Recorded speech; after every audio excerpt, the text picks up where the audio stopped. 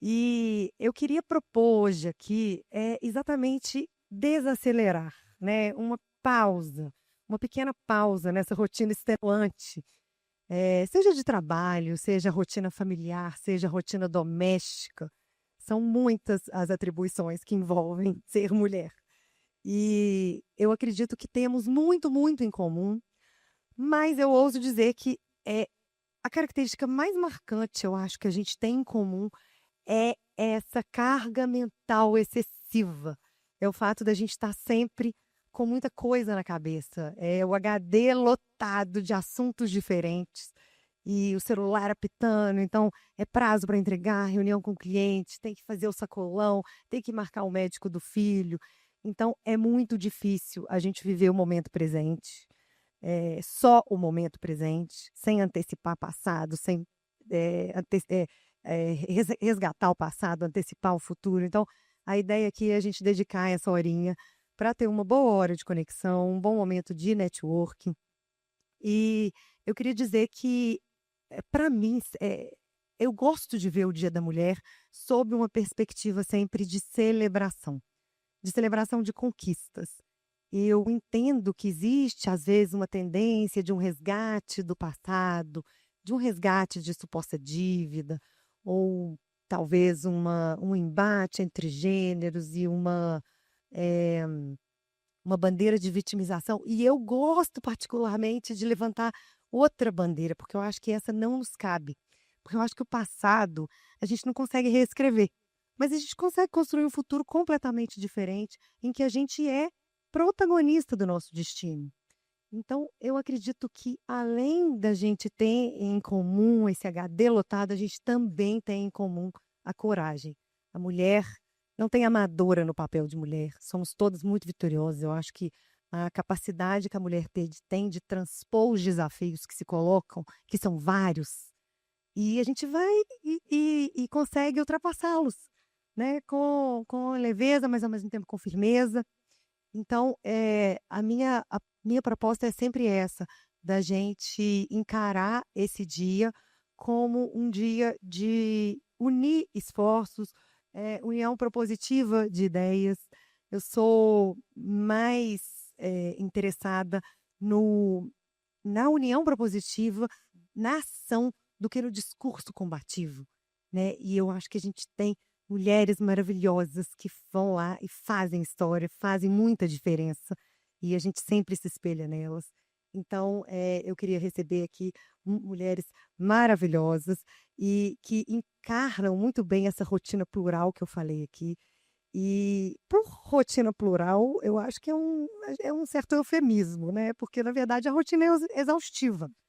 Mas também essa habilidade de equilibrar tantas coisas ao mesmo tempo é exclusiva da mulher. Eu estava conversando aqui, acho que foi com a Jojo, e ela falando: "Eu consigo fazer várias coisas ao mesmo tempo", e meu sócio fala: "Como que você consegue? Você está olhando no celular e prestando atenção no que eu estou falando?". "Tô, sei tudo que você está falando. Eu consigo fazer isso". E essa é uma característica muito feminina. Então, gosto de encarar as nossas habilidades como complementares à dos homens, porque somos muito diferentes mesmo, biologicamente diferentes. E então, portanto, a ideia aqui é de celebração. Eu queria chamar aqui essas 2 mulheres cujo currículo é bem extenso, e depois eu vou dar a palavra para o nosso sócio fundador, Macedo. Bom, então essas mulheres são exemplo disso tudo que eu falei, porque elas foram lá, saíram do campo da ação e saíram do campo das ideias e foram para o campo da ação, se colocam no front, e são mulheres nas quais eu me inspiro muito. Ângela Gandra, ela hoje ocupa o cargo de secretária de Relações Internacionais da Prefeitura de São Paulo, foi secretária nacional da Família no Ministério da Mulher, da Família e dos Direitos Humanos.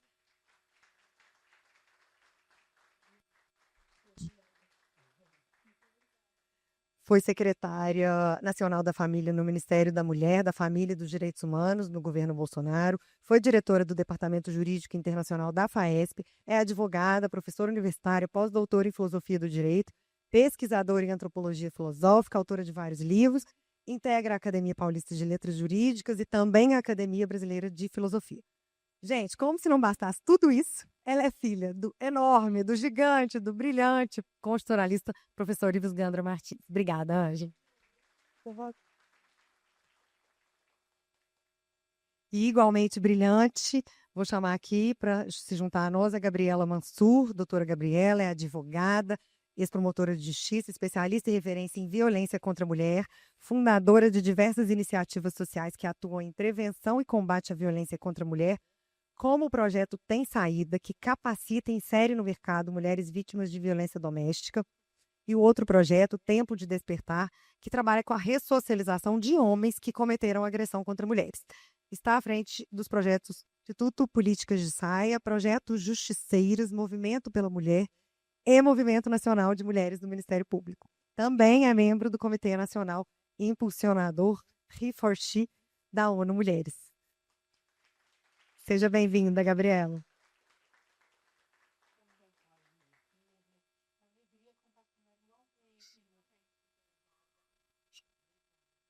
Gente, agora eu vou chamar o único homem que a gente permitiu comparecer no recinto, que é o nosso sócio fundador, Marcelo Toches.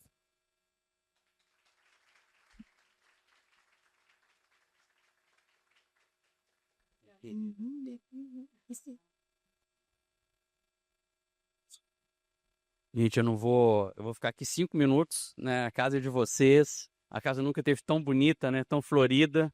E falo que pra gente é um orgulho poder homenagear as mulheres. Eu falo que eu sou um homem de mulheres, né? Meu avô morreu muito cedo, meu pai também. Então eu fui criado pela minha mãe, pela minha avó, tenho 2 filhas. E falo que, eu não posso falar, né, Camila, no ano passado, porque ano passado eu fui fazer uma brincadeira, falar que eu gostava de égua, né, na minha fazenda, porque quando a gente tem cavalos e égua, a égua vale muito mais do que o cavalo, né? Isso é verdade. Eu fui fazer essa brincadeira, quase apanhei pela Fernanda. Ela falou assim: esse ano você não vai falar, né? Eu falei: eu vou falar assim, porque o que eu amo é cavalo, né? E no cavalo a égua vale muito mais do que o cavalo. Então, gente, eu só queria fazer uma breve apresentação, falar que a gente tem 25 anos de escritório e que desde o primeiro dia do escritório, todas as mulheres sempre receberam exatamente a mesma coisa que os homens, sempre tiveram exatamente as mesmas oportunidades e que hoje a gente tem quase 500 pessoas no escritório, com 67% de mulheres, né? Então é um escritório que realmente sempre deu muitas oportunidades às mulheres. Camila está comigo há 20 anos. A Camila, eu acho ela pessoa brilhante, né? Tudo que a Camila faz faz com determinação, e várias outras sócias. A Alessandra também está aqui. Fernanda é diretora do escritório também há 20 anos. Então eu acho que a gente precisa de realmente entender a força de vocês, mulheres, nem muitos homens não conseguem entender isso, mas eu particularmente prefiro muito mais trabalhar com mulher pela dedicação, exatamente o que a gente estava discutindo hoje de manhã, né, que a mulher consegue fazer várias coisas ao mesmo tempo. Eu não sei, né, como é que a mulher consegue fazer isso, porque às vezes a gente, homem, gripa e a gente não dá conta de fazer absolutamente nada. A mulher está gripada, toma conta de filho, toma conta do marido, vai trabalhar, resolve não sei o quê, vai para o sacolão, e a gente fica olhando e fala o seguinte: não é possível que isso dá certo, né? Então a gente tem que espelhar muito em vocês, nessa força, principalmente na força da casa, que é aquela mulher. A gente pode perceber que quando uma casa tem uma mulher forte, né, o homem também se transforma, o homem fica forte, o homem cresce. E quando um homem não tem essa pessoa do lado, normalmente ele está ali sempre, né, patinando. Então por isso que a gente precisa de vocês estarem sempre do nosso lado. Eu hoje pela manhã saí de Brasília, um voo de 10 para 6, e aí escrevi, né? Além de tudo, eu ainda gosto de escrever alguns poemas, ainda quero fazer um livro sobre poemas, e escrevi uma bobagemzinha aqui sobre mulher empreendedora, que é mais ou menos o seguinte: no campo dos negócios, ela se ergue audaz, com visão e talento desbrava a paz. Empreendedora valente transforma o porvir, mostrando ao mundo que sabe persistir. Cada ideia, um passo em busca do sonho. No coração da mulher, o fogo é o trono. Com garra e sabedoria, ela faz acontecer. No universo do empreender, ela quem vai vencer. Então, a minha homenagem a todas vocês. Eram essas as palavrinhas que eu tinha para dizer para vocês. A casa de vocês, eu vou agora sair para vocês ficarem bem à vontade, tá bom? Muito obrigado.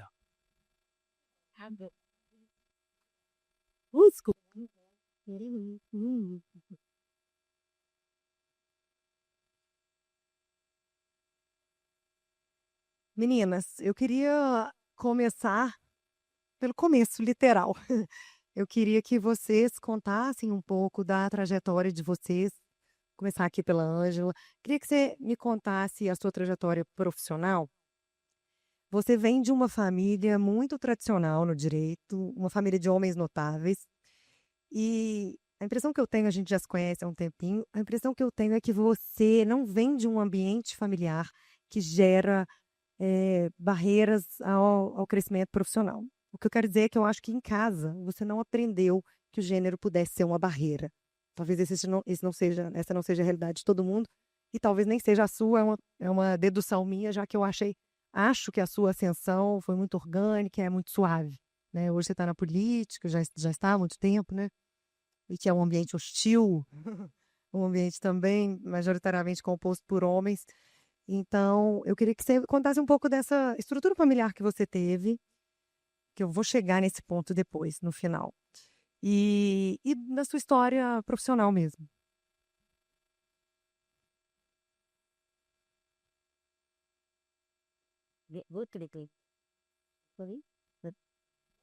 Ok? Vamos dar bem? Então, primeiro, bom dia a todas. Uma alegria estar aqui. Muito obrigada, Canida, pelo convite, ao Marcelo, por promover tudo isso. Adorei o título, Mina de Ideias, significa tanta coisa, né? É um título realmente bem original, né?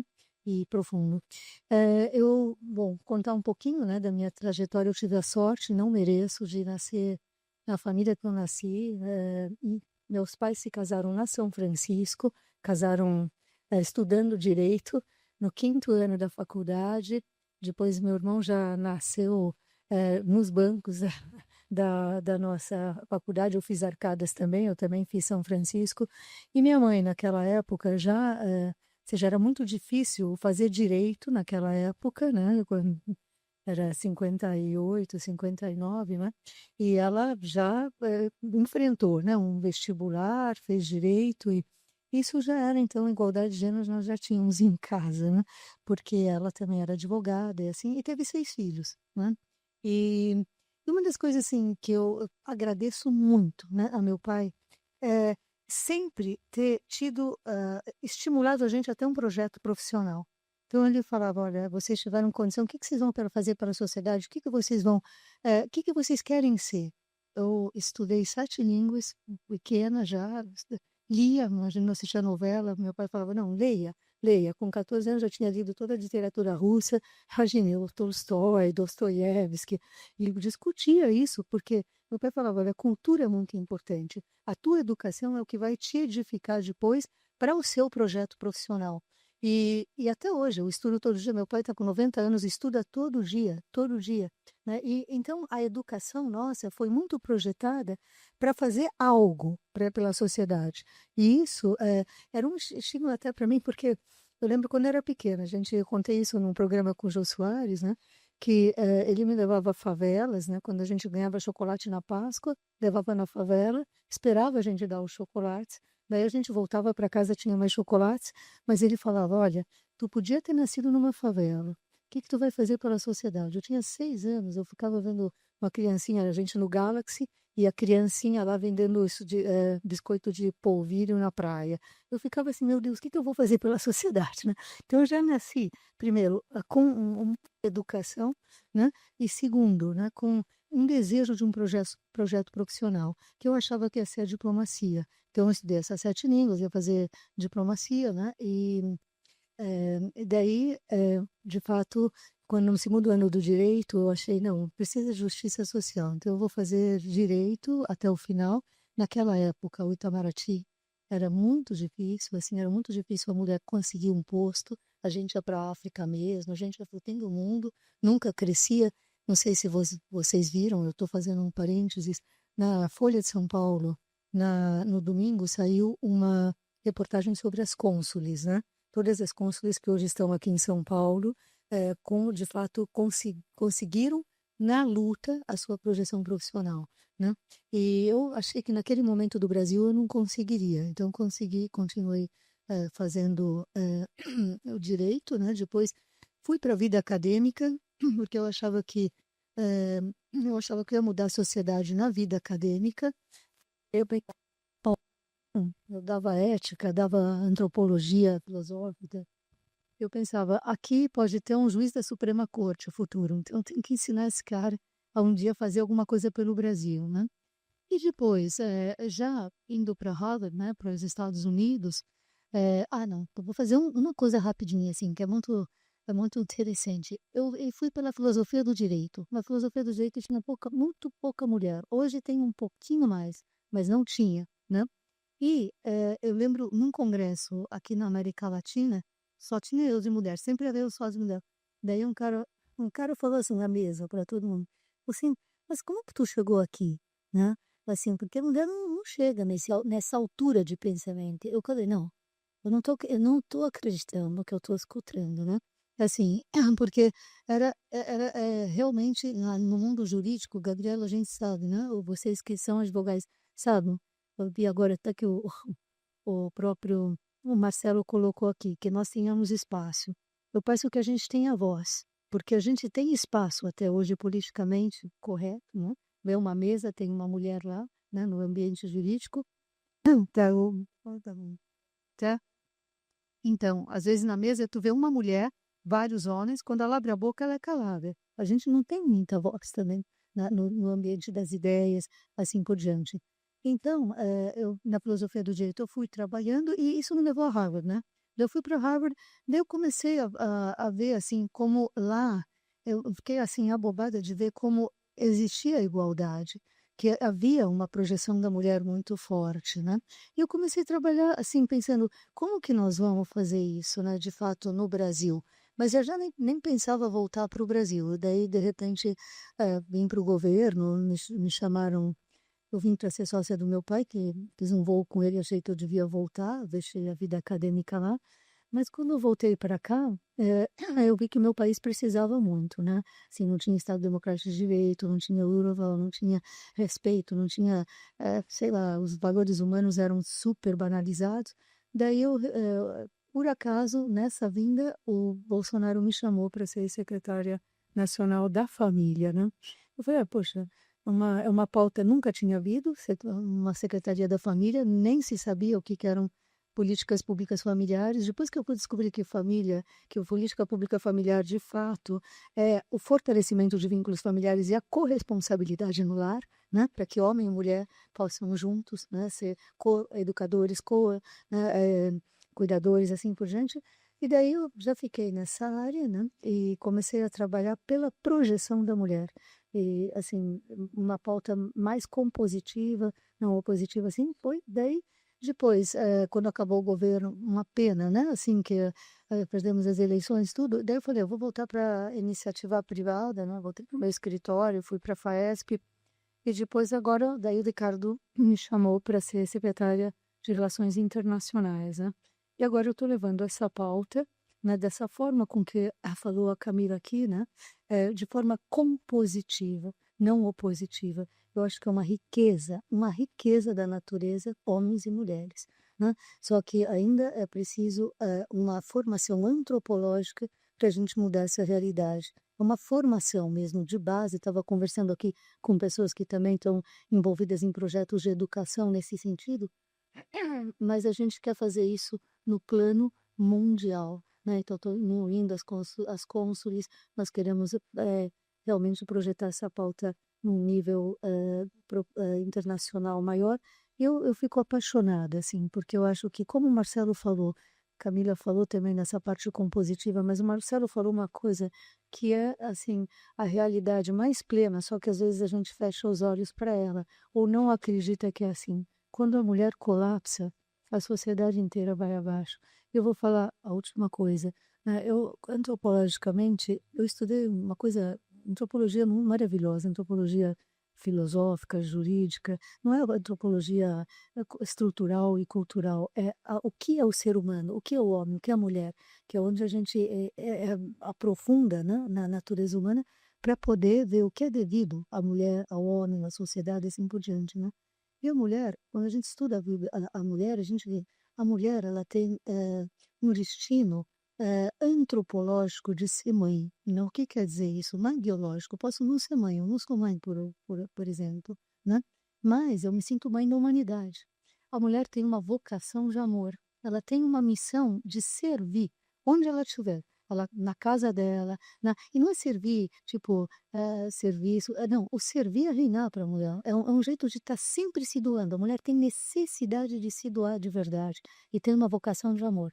Quando tu esmaga essa vocação, sufoca essa mulher, então ela não pode mostrar tudo que ela pode dar na sociedade, né? Fazer toda essa diferença social, quando ela não pode se entregar para os demais, né? Tu acaba, quando tu inverte, né?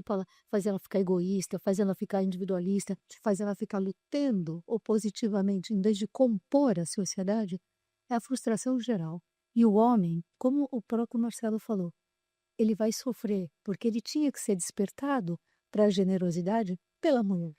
E ele nunca vai descobrir a sua própria vocação de serviço a partir de uma mulher. Porque se a gente pensar antropologicamente, a mulher que recebe uma relação, ela que depois gera, depois ela que dá o peito, ela que. Né? A gente estava conversando agora, eu até lembrei uma coisa, até em velório. Vai em velório ver se algum homem fica ali do lado do caixão. É a mulher que fica, que é a mulher que sofre junto, né? Então, daí eu tenho sei lá, uma loucura por essa pauta e quero contar com vocês também para me ajudar nesse sentido. Não para mudar só São Paulo, a cidade de São Paulo, mas o Brasil e o mundo. Muito obrigada.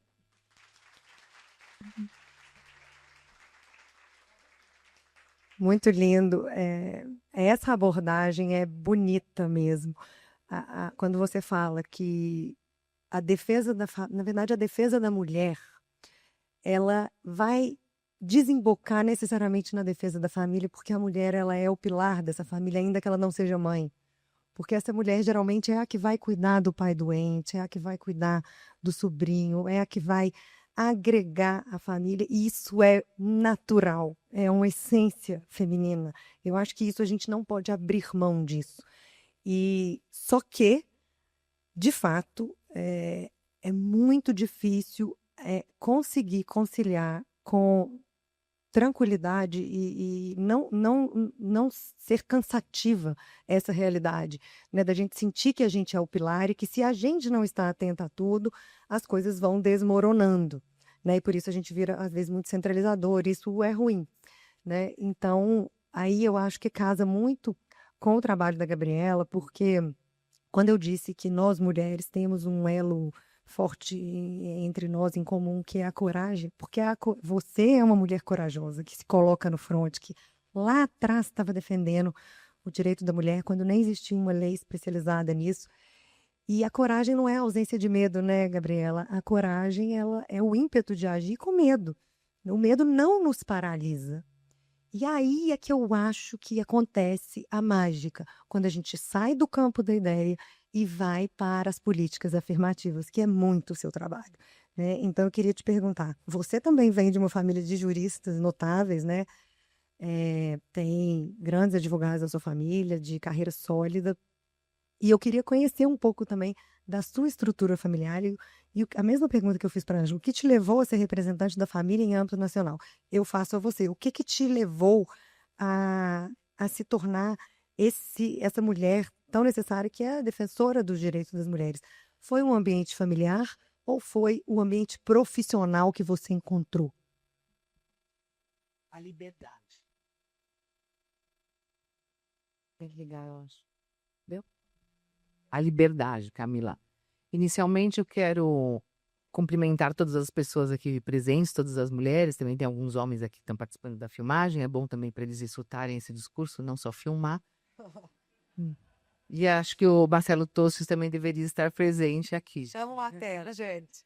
Mas também quero agradecer o Marcelo por ter aberto as portas da casa dele para nos receber. e para também proporcionar esse encontro de mulheres de ideias, as Minas de Ideias, também gostei muito do nome. Ângela, te cumprimento mais uma vez, não só por estar aqui com você novamente, discursando, falando, tentando conscientizar as pessoas e nos conscientizar novamente da importância do trabalho de mulheres à frente das mulheres, mas também para te parabenizar mais uma vez, porque o seu discurso, a sua fala é sempre muito coerente, é muito inspiradora e você é de uma cultura assim imensurável. Você é uma grande representante das mulheres brasileiras. Tenha a minha total admiração e aqui eu já trago também o abraço de toda a minha família, minha mãe, minha irmã Domitila juíza, meu irmão Antônio Mansur filho juiz, que aí já vou respondendo sua pergunta, minha mãe é advogado, João Vinícius Mansur advogado e eu, Marrelis, advogada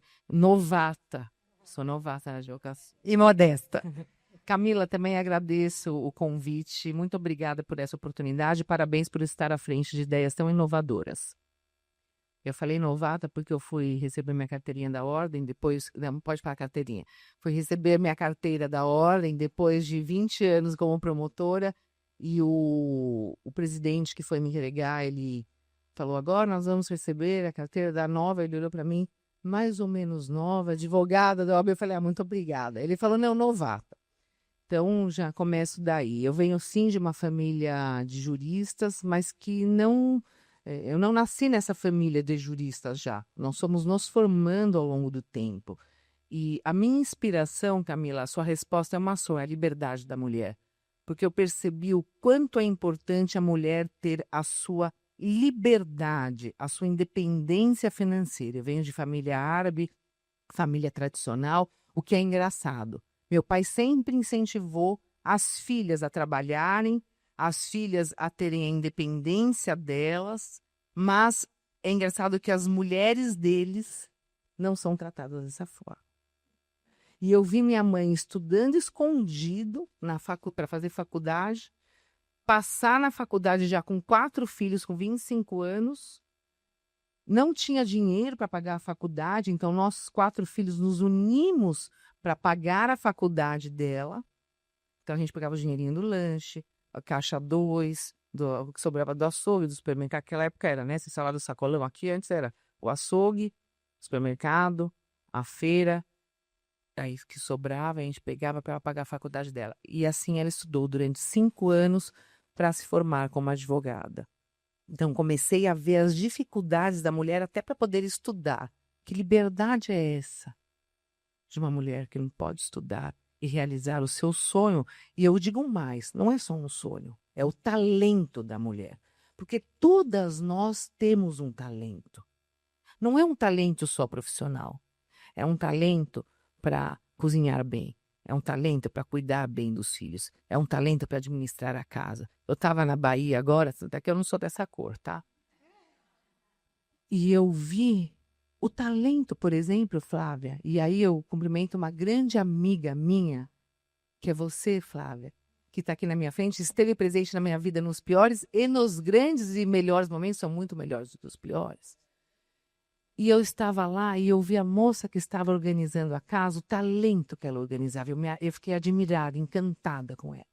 Aí eu fui na pracinha e eu vi o talento das crocheteiras, que quase me levaram à falência, que você sempre precisa do shortinho, da blusinha. Que talento! Ou da mulher que estava cuidando da barraca na praia, que eu vi ela tinha uma camiseta merendeira. Eu falei, ai, que legal essa sua camiseta. Ela falou assim, eu sou uma merendeira durante a semana. Todas, e felizes, todas nós temos um talento. E quando nós não conseguimos desenvolver esse talento, nós vamos à falência da nossa alma. Porque, como você disse, Ângela, é um sufocamento. E nós não podemos nos permitir que ninguém nos sufoque simplesmente por sermos mulheres. Porque ser mulher é a melhor coisa que tem. É uma essência feminina que, para mim, é mais forte do que o medo, que óbvio que eu tenho. É mais forte do que os obstáculos, óbvio que eles existiram e existem ainda na minha vida. É maior do que, muitas vezes, uma escolha que eu tenha que fazer, Flávia, entre ficar casada ou lutar para colocar um homem que abusou de mulheres sexualmente, valendo da fé dessas mulheres que foram buscar ajuda, quando elas pediram ajuda para mim, para que eu pudesse levar esse caso adiante, que é o caso do João de Deus. Quando ninguém acreditava naquelas mulheres, eu ouvia a voz daquelas mulheres. Por quê? Porque eu ouvia a voz da minha mãe se esforçando para estudar e para se formar. E quando ela se formou, ela foi trabalhar no escritório do Edevaldo Alves da Silva, porque ela era a melhor aluna da classe, e ele era do dono da FMU, ele convidou minha mãe para ser advogada no escritório dele. E assim ela ficou lá por 8 anos. E eu lembro também uma segunda dificuldade. Minha mãe ia para trabalhar e muitas vezes ela tinha que levar os filhos porque não tinha onde deixar. E aí a gente se escondia no almoxarifado, lá onde tinha os processos. Aí eu não tinha jeito, gente. Eu cresci numa faculdade.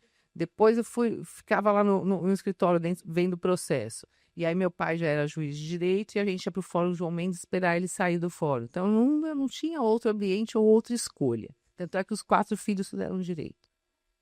E depois dessa advocacia, minha mãe abriu o escritório próprio dela, um escritório pequenininho, modesto. A gente sentava na lista telefônica, isso já entrega na cidade também, porque nem existe mais lista telefônica.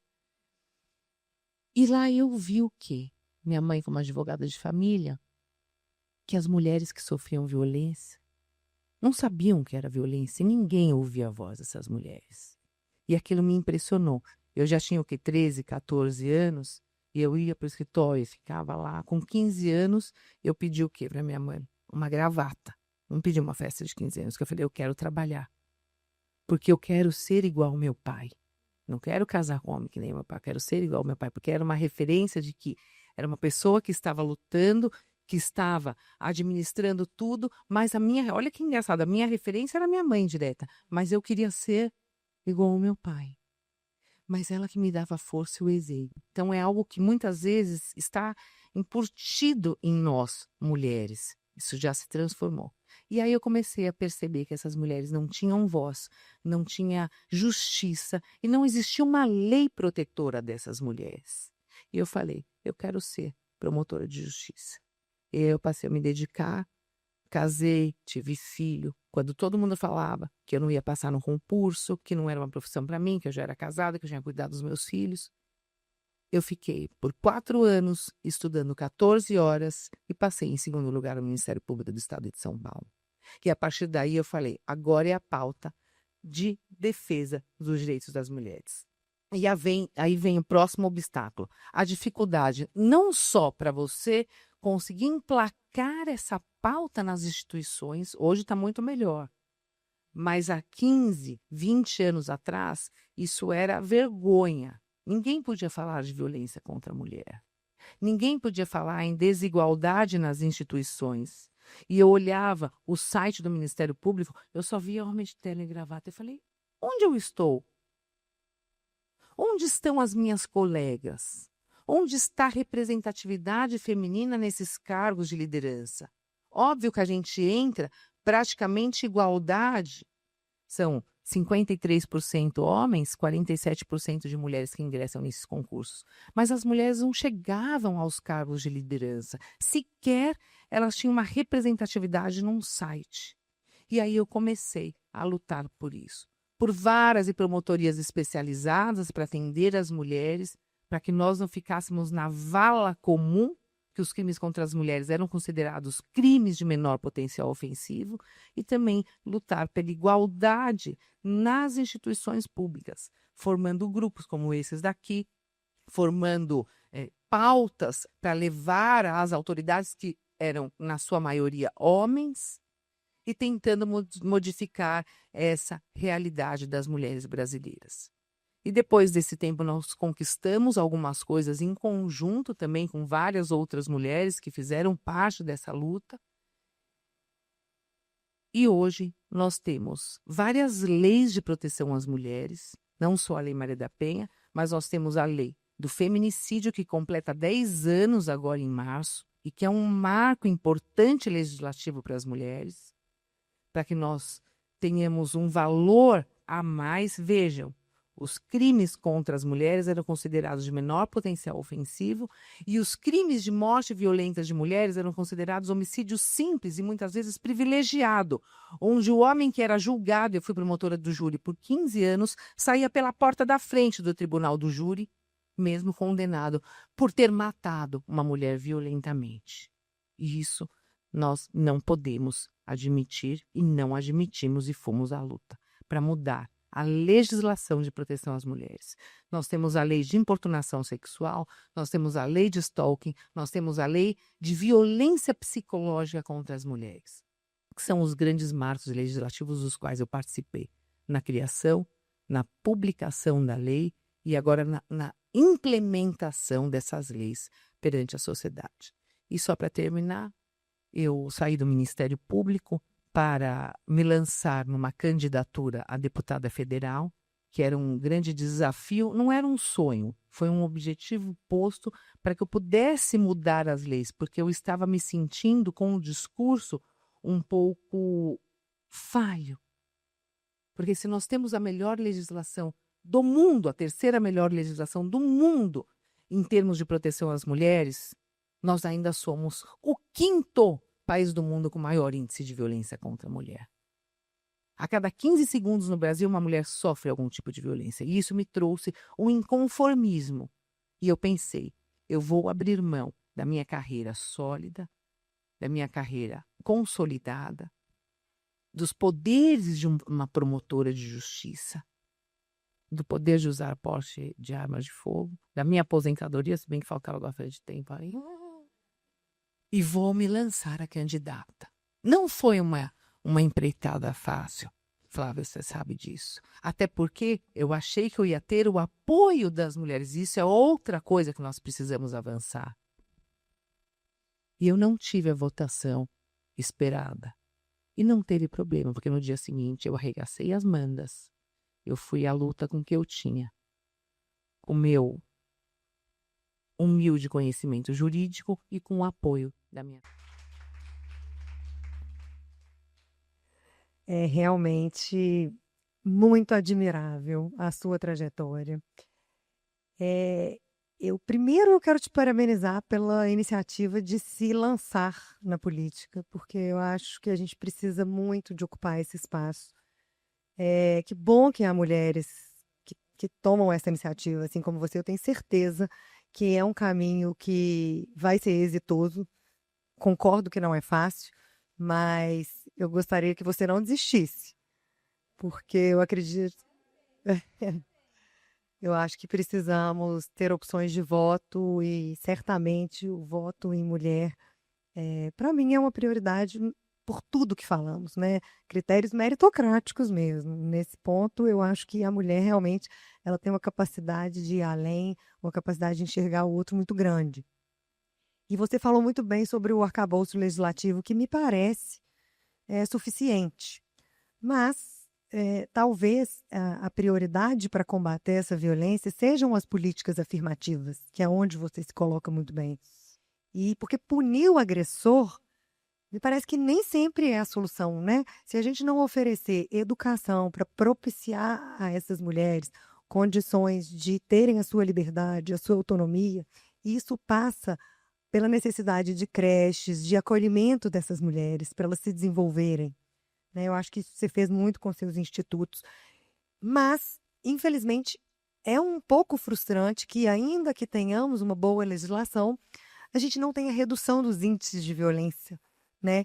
E isso você atribui a exatamente o quê? É uma falha na ponta final? É uma questão cultural?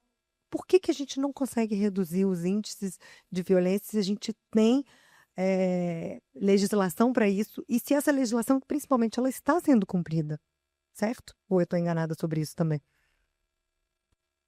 Bom, são vários fatores que nós podemos identificar, Camila, em relação a isso.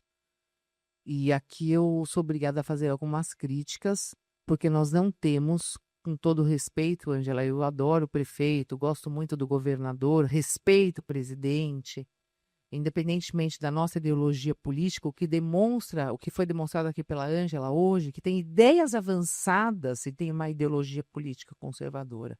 Por isso que eu falo, não se pautem pela ideologia política das pessoas, escutem o que elas têm a dizer e vejam o que elas fazem. Aí vocês decidem qual é o caminho a adotar.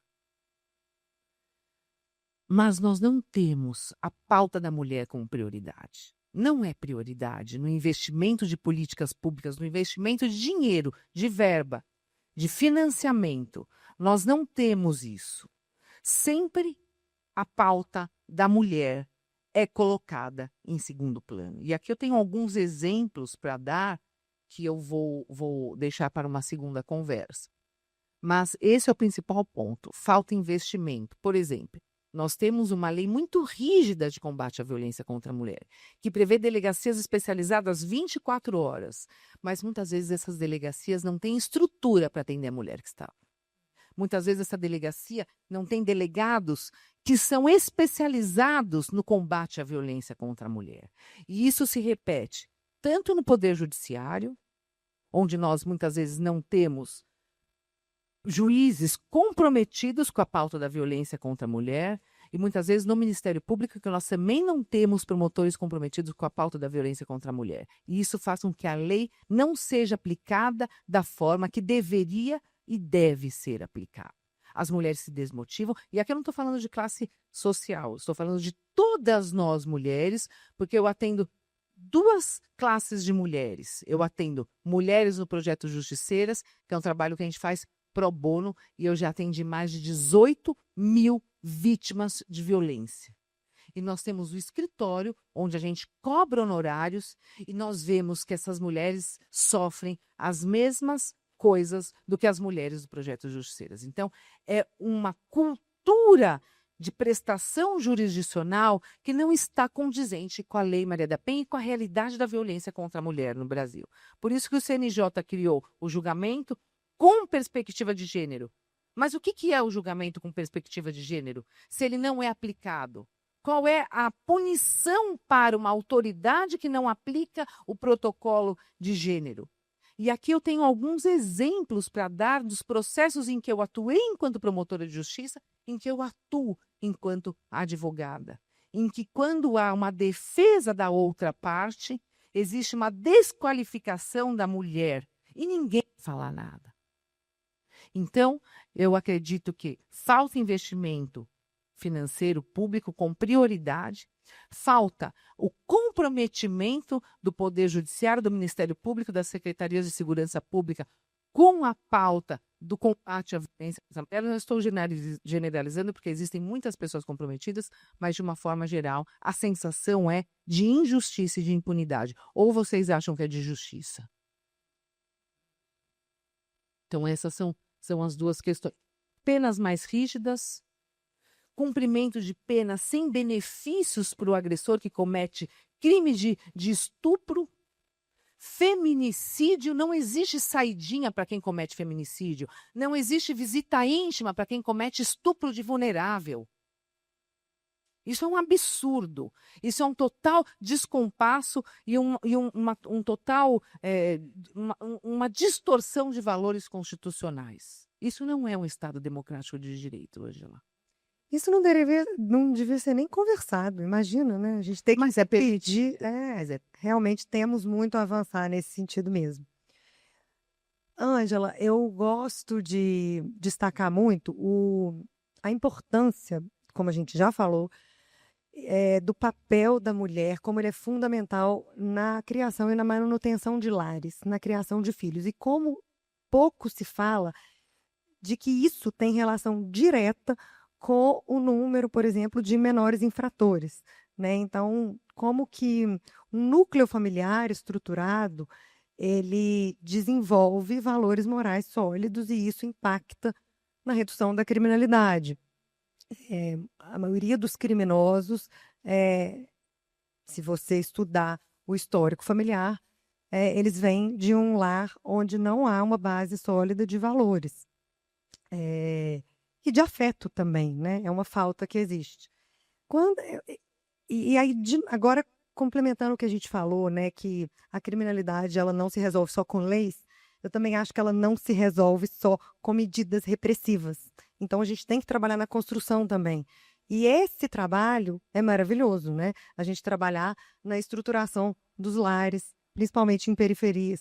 Você teve condição de atuar nesse sentido no governo passado, ou tem condição, porque hoje sua pasta é outra, né? É relações internacionais. Mas existe esse movimento acontecendo? Os governantes se preocupam com isso? Você quer? Bom. Então, bom, parabéns aí pelas respostas. Uma coisa interessante, quando eu fiquei secretária da família, eu não sabia nem o que, assim, como começar. O que é política pública familiar? Como que a gente começa com isso? E ontem estava com a secretária, perdão, com a cônsul do Reino Unido, que efetivamente é uma ministra, né? Também é do Reino Unido. Eu falei assim, sabe onde eu fui encontrar um programa? Que eles têm um super programa de igualdade de gênero no Reino Unido, o Canadá tem. E eu falei, encontrei em Oxford, encontrei um programa que chamava Famílias Fortes, na Universidade de Oxford, em Oxford, na Universidade de Blount, e trouxe para o Brasil. E o que era a política pública familiar? Era o fortalecimento de vínculos familiares. Né? E você pensa, mas como é que o Estado pode fortalecer vínculos familiares? Esse programa eu levei para todos os estados do Brasil, né? Era super barato, eu não tinha quase orçamento, super barato, e era 7 encontros com famílias que a prefeitura escolhia, né? A prefeitura só precisava dar um espaço, um lentinho para a família, iam pais e filhos, e eles tinham formação separada e depois juntava, nas 7 encontros. Nos 7 encontros se discutia, primeiro, metas e sonhos dos filhos, para que o casal se unisse e pensasse no futuro dos filhos, né? Depois, estresse na família, compreensão, defeitos, limites, em 7 encontros. Bom, e daí eram 15 famílias só, e a gente foi promovendo, imagine, celular, né? Uma coisa assim, capilar, né?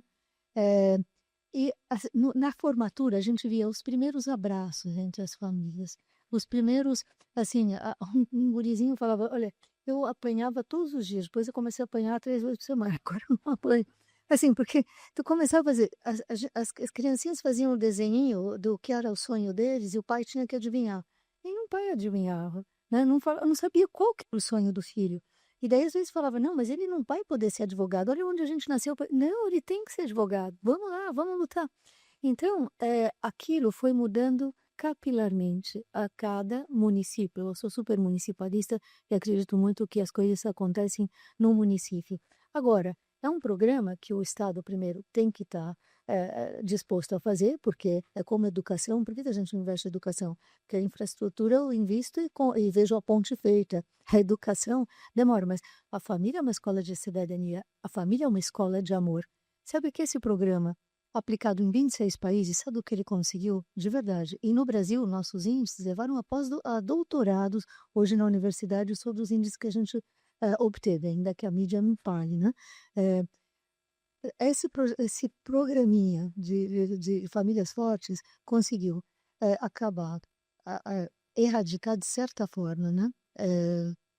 Violência doméstica, drogas, alcoolismo, gravidez na adolescência e evasão escolar.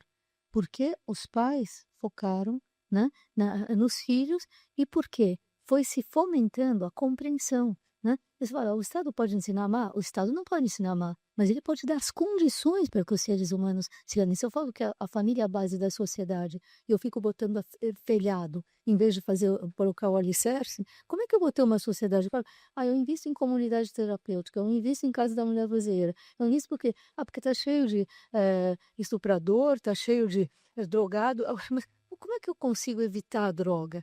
É muito mais barato, sem sofrimento humano, do que fazer políticas públicas, né, para apagar incêndio, que é o que eu vi, o que eu penso. Tudo bem, a gente pode ter proteção da mulher, sim, nós temos que ter. Mas será que a gente não pode pensar na projeção da mulher? E é verdade, né? O lar, a família, é uma escola de amor.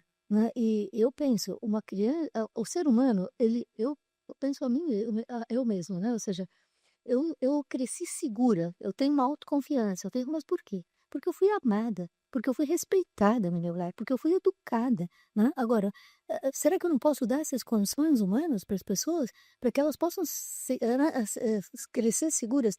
Agora, quando tu tem um lar desestruturado, a família disfuncional, o que que a gente tem depois? Todo o comportamento da família replica na sociedade. Primeiro, a gente acaba com a paz social. Uma pessoa que acabou de ver o pai batendo na mãe porque é alcoólatra, o que será que essa criança vai conseguir, né, prestar atenção no colégio? Será que uma criança estuprada vai conseguir depois amar de verdade? Ela vai ter um trauma, né, para a sexualidade dela, para tudo. Por quê? Porque tu não tira essas feridas do coração humano fácil. Agora, por que que eu não posso evitá-las? Por que que a gente não concentra? Eu sou uma aristotélica. Por que que o governo não concentra na felicidade humana? Vamos dizer, as campanhas de suicídio e automutilação. Era muito triste a gente ler as cartinhas das meninas que se matavam por frustração afetiva, né? Então, o que que acontece? É preciso também que a gente enfrente esses problemas, né? Por que que em vez de eu fazer uma menina estudar, em vez de os pais estarem pensando num projeto profissional, tá lá, né? Vamos dar adesivo para as crianças de 12 anos. Uma criança está crescendo, os hormônios dela estão. E ela vai botar uma rumba de hormônios nela para ela não engravidar. Eu fico pensando, será que é isso que um pai quer para um filho? Existe uma mentalidade utilitarista e política de manipulação político-econômica, que eu ganho dinheiro com isso e eu manipulo essa pessoa politicamente. Porque se eu faço um ser humano fraco, deseducado, hipersexualizado, eu tenho um animal, né, que vai, se eu dou uma Bolsa Família, ele está feliz e não vai querer pensar na sociedade, não vai querer mudar o mundo, não quer fazer nada, tá? E daí eu tenho ali um coitado que nunca vai ser autônomo e vai votar em mim.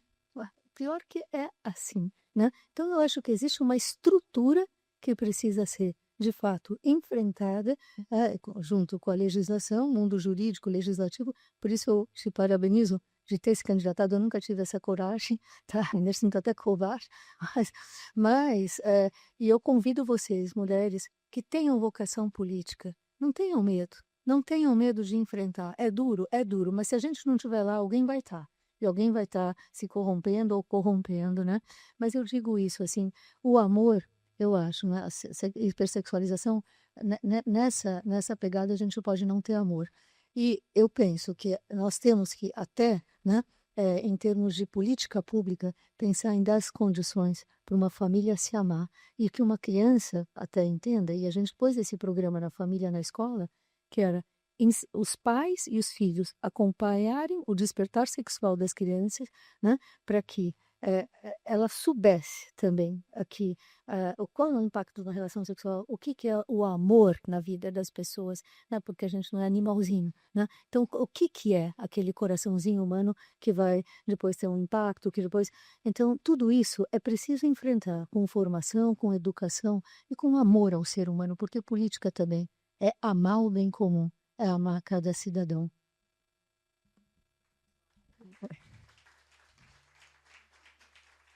Essa tarefa de falar depois dessas mulheres é árdua. Primeiro, queria dizer que eu não sabia desses índices, e olha que você sabe que eu acompanho assiduamente política, gosto do assunto, não sabia desse projeto.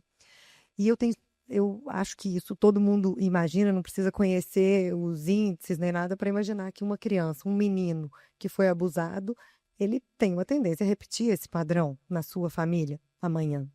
Então, trabalhar na raiz do problema é tão importante quanto reprimir a violência depois que ela acontece. E trabalhar na raiz do problema, pelo que você me disse hoje, não depende de um investimento tão alto assim, na medida em que você tinha uma verba pequena. Quanto eu tinha de orçamento anual, primeiro ano não estava no PPA, não tive dinheiro nenhum, zero, né? O segundo ano, 4 milhões e meio. 4 milhões e meio para atender todo o Brasil com famílias fortes, ou com outros programas que a gente tinha também. Já vê como não precisa de dinheiro. Precisa ter a iniciativa e E a gente precisa parar de reclamar e ir para a atuação. Mas é uma incoerência que o poder público, e aí eu não estou falando de um governo ou outro, mas eu acho que o poder público, em geral, não priorize essa pauta, né? Talvez isso sugira mesmo uma espécie de necessidade, vontade de controle ali, de cabresto, para que aquelas pessoas continuem votando naquele governo cuja ideologia reforça a condição do coitadismo, né? E não da autonomia, e não da liberdade, e não da independência, sejamos homens ou mulheres, né? Eu sou uma defensora da liberdade. Liberdade essa que está muito ameaçada há alguns anos aqui no nosso país. Não é pauta a gente falar de judiciário, mas, infelizmente, a gente não vive um Estado democrático de direito que prejudica que tudo isso que a gente está falando aqui aconteça de forma concreta, né? Porque é muito bom esse debate acontecer aqui, mas quando a gente vai trabalhar essas pautas na prática, né, junto ao poder público, a dificuldade é essa, né? De que o discurso é muito bem recebido, mas existem outras prioridades e geralmente a prioridade é eleitoral. Sempre é o que vai angariar votos. E isso a gente tem que mudar. A gente começa a mudar assim, indo para a política. Como a Gabriela, se Deus quiser, vai tentar de novo. Gabriela, a Ângela começou com uma provocação, e essa é uma dúvida que eu tenho, assim, que é uma crítica, às vezes, que acontece em relação à legislação Maria da Penha, que é o seguinte: ninguém. A música é ótima. A gente podia até depois continuar numa balada aqui. Mas tem bom gosto, então tá perdoado. Uma crítica comum, Gabriela, é que essa violência eu vou falar mais da psicológica, tá? A violência psicológica, ela não é sofrida só por mulheres, ela é sofrida também por crianças, por idosos, por homens. E que o conceito violência psicológica ou assédio possa ter ficado um pouco banalizado, porque, obviamente, há mulheres oportunistas, há pessoas oportunistas, isso não depende de gênero, que podem usar isso de forma a distorcer a realidade, né? E aí, quando tudo é assédio, me parece que nada é assédio. Então, prejudica o controle do que é assédio, a repressão do que é assédio. E eu também não concordo com a ideia de que todo homem é um potencial abusador e toda mulher é uma potencial vítima. Infelizmente, essa ideia tende a reverberar quando a ideia é equidade de gênero. E eu vejo você como uma defensora muito firme, muito coesa, muito coerente. E quando você fala que você defende a liberdade da mulher, você já me ganhou aí, entendeu? Mas, infelizmente, o embate de gênero hoje, ele envolve ideologia e ele envolve o não alcance da solução. Quando tudo envolve muito grito, a gente perde efetividade.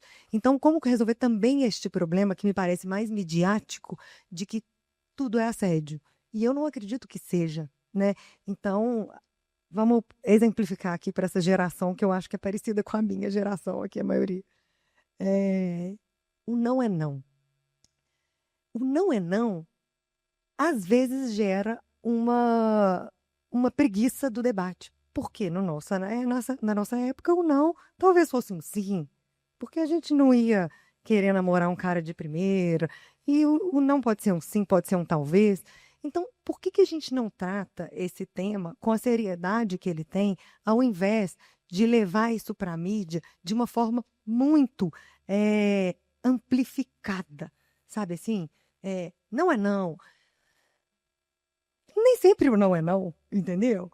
Se a gente chegar num limite de violência física, tudo bem, mas a violência psicológica, ela precisa ser melhor trabalhada, esse conceito. A gente que é do ramo jurídico entende muito bem, mas eu estou falando aqui de gente comum e como a gente perde adeptos dessa luta quando o assunto é esse, entendeu? E quando muitas artistas que são hipersexualizadas utilizam a bandeira, mas é muito dissonante com a postura que adotam, né? Então é difícil a gente dar credibilidade para um debate que é necessário demais.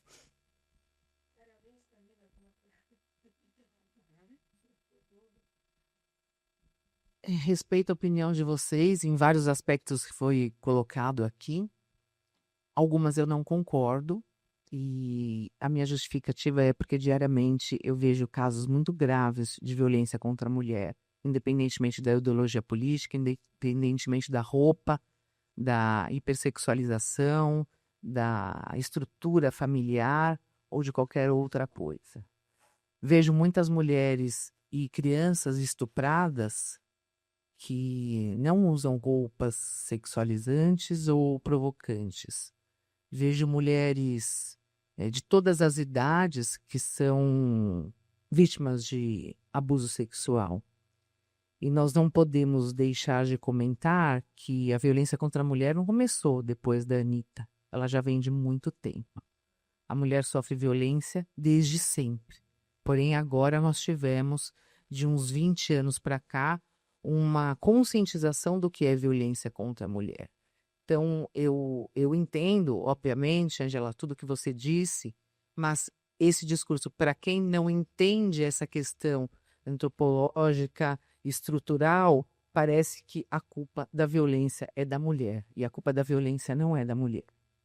E você mesma disse aqui que à frente de uma secretaria da família, em que uniu as pautas da mulher com família, com criança, você só tinha 4 milhões nas mãos para fazer políticas públicas, o que é um absurdo. Porque se a família é o núcleo mais importante da sociedade, ele deveria ser o primeiro em investimentos públicos. E esse foi um dos motivos que não é que eu desisti da política, eu não desisto de nada. Eu simplesmente mudei o caminho. Por quê?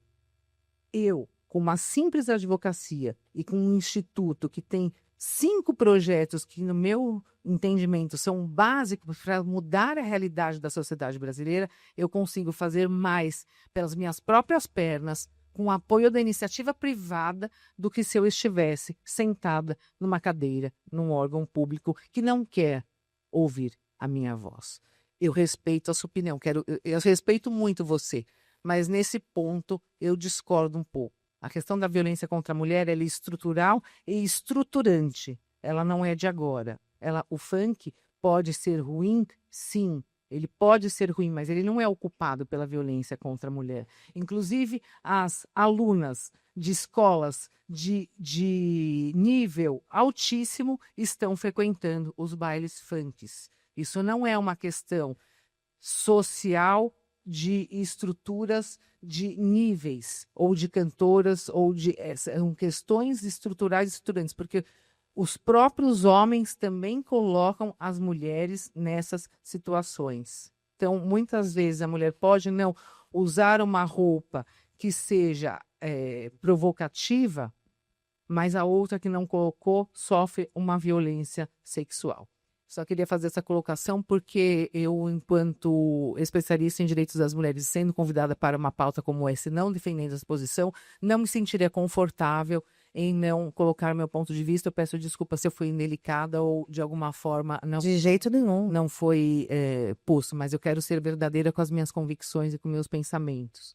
Mas eu acho que o debate é importante, são essas ideias convergentes e divergentes que formam um Estado democrático de direito.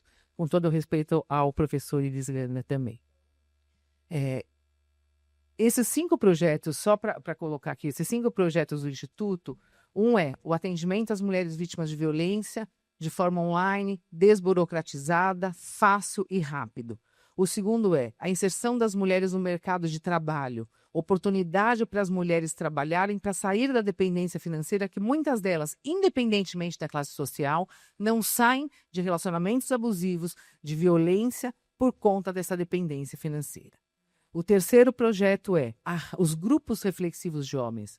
Eu coloquei homens sentados, que nem nós aqui, que estavam sendo processados por violência contra a mulher, para refletir e falar sobre esse problema, para entender o que é a violência contra a mulher, para saber que é crime, para saber as consequências disso numa família, porque quem agride uma mulher fere a família inteira, para saber também a estruturação de uma sociedade machista e também a conquista dos direitos das mulheres, para mostrar que homens e mulheres são de fato iguais perante a lei e a Constituição Federal. E desses homens que eu coloquei nessas salas, que é um projeto que também não precisa de investimento. Eu pagava com meu dinheiro e acordava de manhã, fazia lanche para os meus filhos e lanche para os homens, porque não tinham que servir.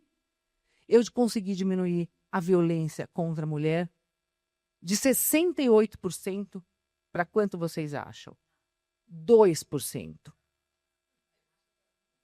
E o último projeto, que é também o atendimento psicológico, o atendimento de assistência social para as famílias, para as crianças e para as mulheres vítimas de violência. E o final, que é o movimento pela mulher, que é o esporte, como forma de retirar as mulheres da violência. Se todo mundo tivesse projetos assim, inclusive no poder público, eu faço um desafio para vocês, que nós teríamos uma diminuição da violência contra a mulher e retiraríamos o país do 5º país do mundo com maior índice de violência e com o 1º país do mundo com maior tráfico de meninas sexualmente molestadas.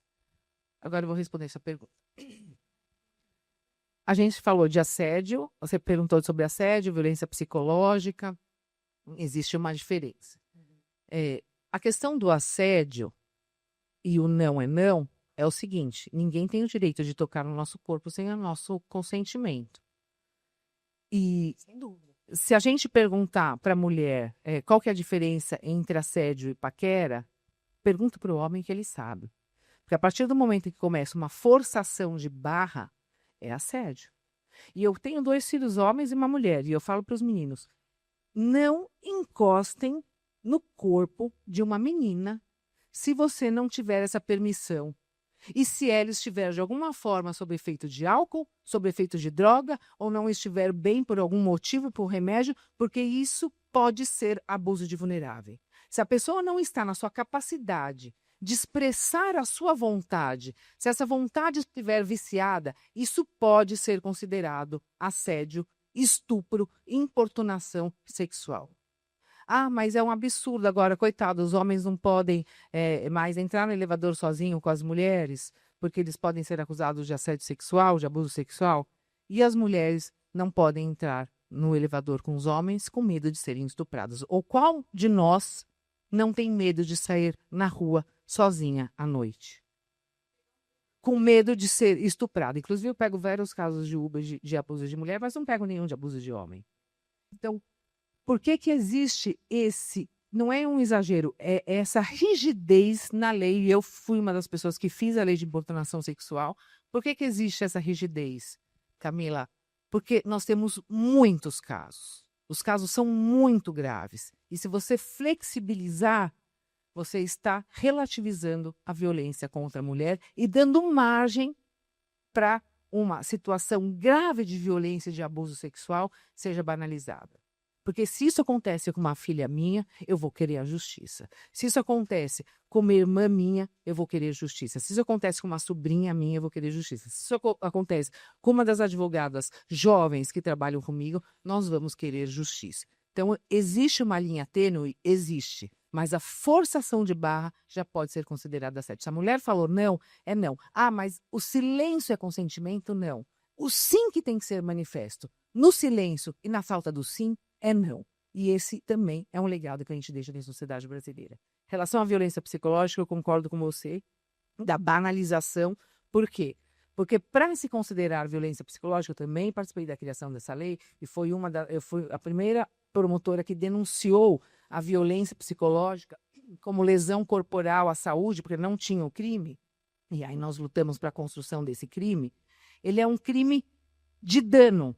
E não é um crime de perigo. O que isso significa? Você precisa ter a materialidade, você tem que ter a comprovação que aquele ato de controle, aquele ato de desqualificação diária, de xingamento, de diminuição da sua autoestima, de desmotivação, de isolamento social, te isola da família, te isola dos amigos, te isola do seu convívio social, te impede de acessar as redes sociais, não te deixa trabalhar, não te deixa estudar, a sua roupa é feia, você está velha, você está gorda, você não presta mais para nada, você é um lixo. Você ouvir isso diariamente acaba com a sua essência feminina que você citou aqui no começo da sua expressão. E você acaba com aquilo que eu falei que todas nós temos, com os nossos talentos e com sonhos de realizar a nossa felicidade, que é a nossa liberdade. E quando a mulher acaba sentindo isso, ela adoece.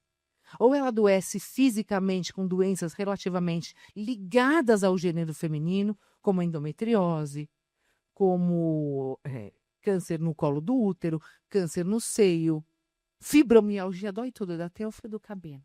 E muitas de nós sabem o que eu estou falando, porque a cada 3 mulheres, uma sofre algum tipo de violência, independentemente de quem seja.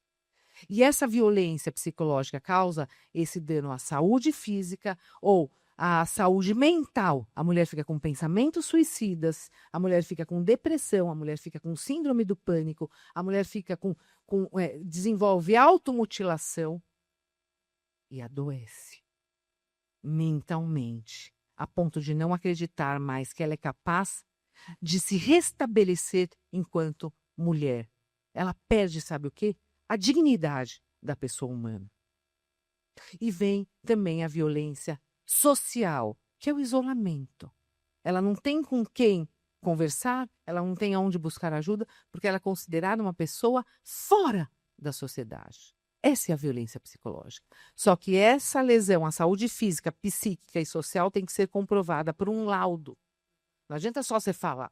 Você tem que demonstrar. E esse laudo é feito por especialistas que são psicólogos e psiquiatras do IMESC, que atestam para o juiz, para o promotor, que de fato aqueles atos comportamentais que desenvolveram aquela doença são consideradas violência psicológica. Qual que é o nosso grande problema? Nós não temos profissionais suficientes para comprovarem a violência psicológica. É aí que falta também o investimento. Mas, se não tiver essa prova material, não há crime de violência psicológica. Espero que eu tenha respondido a sua resposta. Desculpa não concordar com alguns posicionamentos. Não concordar é o que a gente quer aqui, o debate livre e plural mesmo. E só a última coisa que eu queria falar, porque eu estive 20 anos do outro lado, e eu fiz uma crítica ao Poder Judiciário, ao Ministério Público e à Secretaria de Segurança Pública. Porém, quando existe um abuso da Lei Maria da Penha, quando existe uma tentativa de se prevalecer ilicitamente ou ilegalmente ou imoralmente para prejudicar, se vingar de alguém, ou com uma tentativa de enriquecimento sem causa, quem é especialista e comprometido com a causa, pega de cara e não permite que aquele processo vá adiante.